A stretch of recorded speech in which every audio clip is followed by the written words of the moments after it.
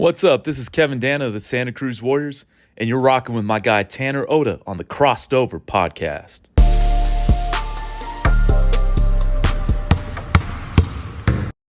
If you've been following the Golden State Warriors recently, you have seen the tremendous improvement they've had with Jimmy Butler. Hello, everybody, and welcome to the Crossover Podcast. Today we are talking Warriors basketball, some San José Earthquakes soccer, and some college basketball news. Let's get right into it.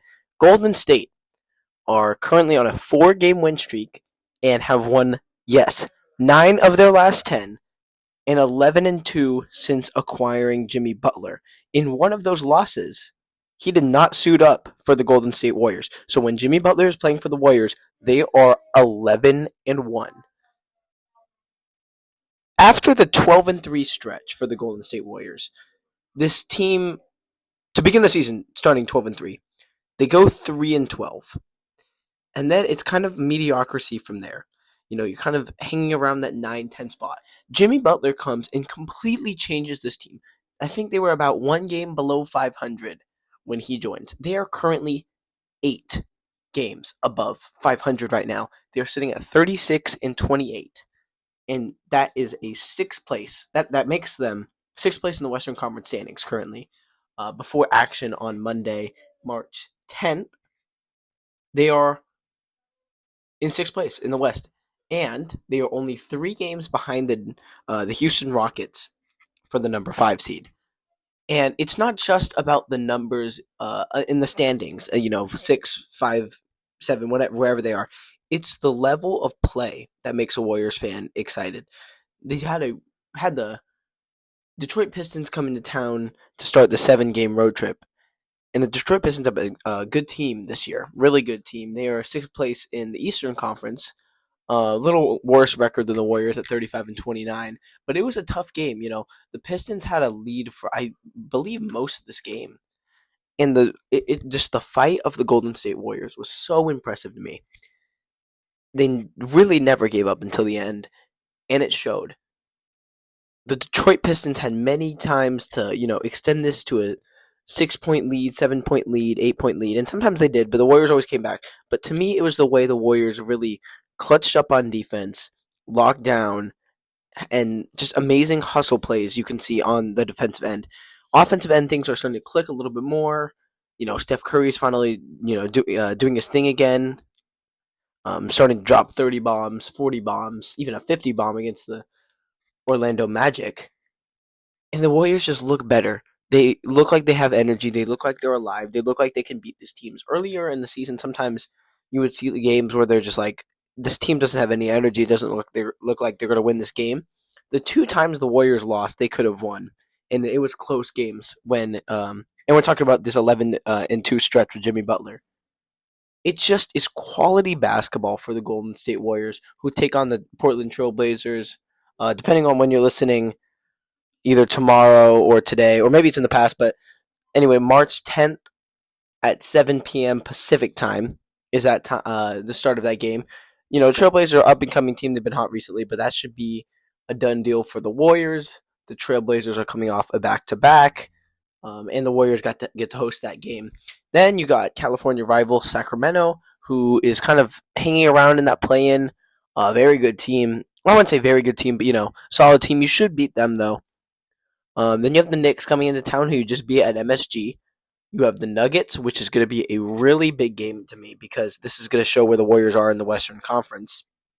And then you've got the Milwaukee Bucks and the Raptors to end that homestand. So if you can take 5 or 6 of these upcoming 7 home games, I guess you already won the first one against the Pistons, you're going to put yourself in a really good position in the Western Conference standings. And I know Minnesota's right on your heel because they keep winning as much as the Warriors do. But the Golden State Warriors, like I said, it's not about the numbers. It's about how they look right now. They look really good. Really, really, really good. And we'll see where they go from there. Let's talk some Earthquake soccer real quickly as they fall to Minnesota United FC on Saturday, March 8th. 1-0 at home. It's their first loss of the season, 3rd overall game. They won their first 2. 4-0 victory over Real Salt Lake. And then a 2-1 win on the road against Sporting Kansas City. The game against Salt Lake was their home opener. Earthquakes. So last year you were bottom of the MLS standings. It's not even close. You give up the most goals in MLS history, and it's just really bad last season. Pretty much everywhere, But now San Jose, 3 games into the season, is third in the West, only behind Vancouver and the startups San Diego FC, which is kind of a surprise to everybody. But overall, you are third place with 6 points in the Western Conference standings of the MLS. Right behind you is Minnesota, who just beat you. The Earthquakes have the tiebreaker over them because of goal differential, and then LAFC is also right behind with 6 points. But the Earthquakes, the soccer looks much better under Bruce Arena. I see all these trick plays. The energy is just much better. It looks like on the field for the Earthquakes, and it feels like the Earthquakes could have at least tied that game. They had a lot of, chances that were just deflected by a Minnesota defender. Minnesota played great defense all game. Anytime the Quakes made an attack, they either cleared the ball or made a deflection, so it couldn't go into the middle or the danger zone in the box. And the Earthquakes only had one shot on goal, despite having around 17. Yes, 17 shots. It just shows you how Minnesota was really bothering their shot attempts. And that's how Minnesota's played this year. They've only scored 2 goals, but they've only gave up one, and it was a late LAFC winner from former Earthquake Jeremy Abobasi. But otherwise, they have not given up a goal. Their only goal, like I said, came against LAFC, and that was a late one. And Jeremy Abobasi is a great striker. So, Minnesota defense, pretty good lockdown. Their offense, not the greatest right now. But that's not enough about them. We're talking about the Earthquakes. The Earthquakes, compared to last season, great start under Bruce Arena. Let's see if they can keep it going, though. Let's see how this team can handle adversity. If they can start to learn how to play from behind, because their 2 wins, they got off to good starts, and they just held the lead. Now let's see what this team has to work on, what Bruce Arena will have them work on, and how they, learn to come back from losses and to keep their momentum, because they definitely still have momentum right now, being a team out to prove something with a chip on their shoulder. They have a game at home coming up against Colorado Saturday, March 15th at 7:30 p.m. on MLS Season Pass. And this is actually a pretty big stretch because the 3 of your next 4 games are at home. You've had 2 games at home, 1 on the road. You've gotten 6 points out of that, which is pretty pretty good. It's quality wins to start the season for San Jose. In these next 4 games, you definitely need to take a few at home, take a few wins. If you could just tie Charlotte on the road and then just take care of business at home, the Earthquakes will have really good early season form. And that it would be huge for them, because if this team can make the playoffs, it would be a great success for Bruce Arena in his first year. To wrap up this episode, let's go to college basketball real quickly. Just earlier today in college basketball, a huge upset in the WCC quarterfinals as Pepperdine took down Santa Clara. Pepperdine was ranked 9th in this tournament, Santa Clara 4th. And Santa Clara, after a great season in the WCC, 12-6 in the conference, which is a tough conference with St. Mary's, Gonzaga, and San Francisco, dropped to Pepperdine, who went 4-14 in conference play. 4-14, almost the reverse of Santa Clara's record. Santa Clara barely had more losses than Pepperdine had wins. So this is a huge upset. So Pepperdine, coming into this game, beat Portland 8-9, not that big of an upset. Then they beat Oregon State, and you're like, okay, maybe they can do something here. They just took down a good Oregon State team, who's number 5. But then they come in today and they beat Santa Clara by 2 in Vegas in the WCC tournament. Huge game, really big upset for Pepperdine. And Santa Clara now basically just hoping, after a great year, just to get into the NIT. And it sucks because maybe you can make a run in the WCC tournament, try and get yourself into the NCAA tournament. But now you're going to have to rely on getting into the NIT or some crazy miracle happening. Now let's go to ACC basketball. particularly on the men's side. The women's side just wrapped up today with NC State falling to Duke in the final. Duke with a few upsets, so they are ranked to win the NCAA tournament. They actually came down from a pretty big deficit to beat NC State. But let's move on to ACC men's basketball, which will begin play here in a few days. Stanford, they were a 7 seed in ACC play, or I should say the seventh best team in the conference in terms of record. They went 11-9, which has earned them the 7 seed. And Stanford will be taking on the winner of Virginia Tech and Cal, two teams that they beat this season. They played Cal twice, home and home. They beat Cal both times, and they played Virginia Tech once.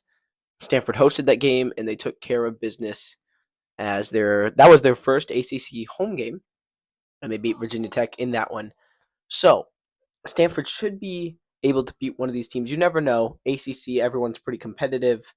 Anyone really can beat almost anybody. I'd say maybe the exception of Duke. But this is interesting. So if you can pull off a win against Cal or Virginia Tech, you would play Louisville, who you just lost to. However, that game was at Louisville, and you only managed to score 49 points. Let's take that into a factor. If Stanford shoots just a little bit better, not 49-point level, definitely a little bit better. In that case, they very well, in my opinion, can beat Louisville. I think Stanford has shown many flashes of being maybe not quite NCAA tournament level, but close. However, they are going to need to be on their best game. They're going to need to have Reynaud having a really good game. They're going to need to shoot the ball well. They need Blakes to play well. They need all their guys to play their role. Benny Gieler's going to have to hit a few shots, because this is a really big game. If you can beat Louisville, then you go into the next round against either most likely Clemson or SMU, unless Florida State or Syracuse makes a run. Then you go into the next round, taking one game at a time, and all of a sudden you're in the semifinals of the ACC tournament. If you can even pull off another win, now we're talking far in the future if this even happens, you would be playing in the ACC final. And yes, does it sound crazy? Yeah, it does a little bit. But if you break it down from Stanford's season, they're not going to shoot as badly as they did against Louisville. They're not going to score only 49 points. This is the ACC tournament. They're pretty much do or die right now. Stanford is. Louisville has they have seeding in the NCAA tournament to lose. Stanford has almost nothing to lose in this case. They should take care of Virginia Tech and Cal. We went over that. I believe they can beat Louisville. And then they play either Clemson or SMU most likely. They have beaten SMU, so we know they can beat SMU.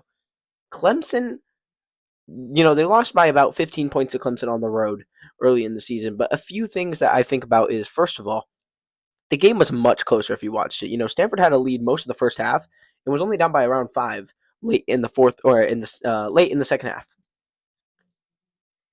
Also, this team is different from the beginning of the season, and it won't be a road game in Clemson. So that's a few factors to take in. They can beat this team, in my opinion. They can beat Clemson. Do I think they are able to beat Duke right now? No, not many teams are. Duke will most likely be number 1 in this next AP poll as Auburn fell. At least I believe they should be. But if you get to the ACC tournament final, is that enough to put you into the NCAA tournament? I'm not sure, because there are a lot of teams ahead of Stanford according to a few net rankings. However, it really does make you wonder if Stanford can just make a little bit of a run. Can they push into the NIT or even the NCAA tournament? That is going to do it for today's episode of the Crossover Podcast. Thank you, everybody, for tuning in, and I'll see you next time.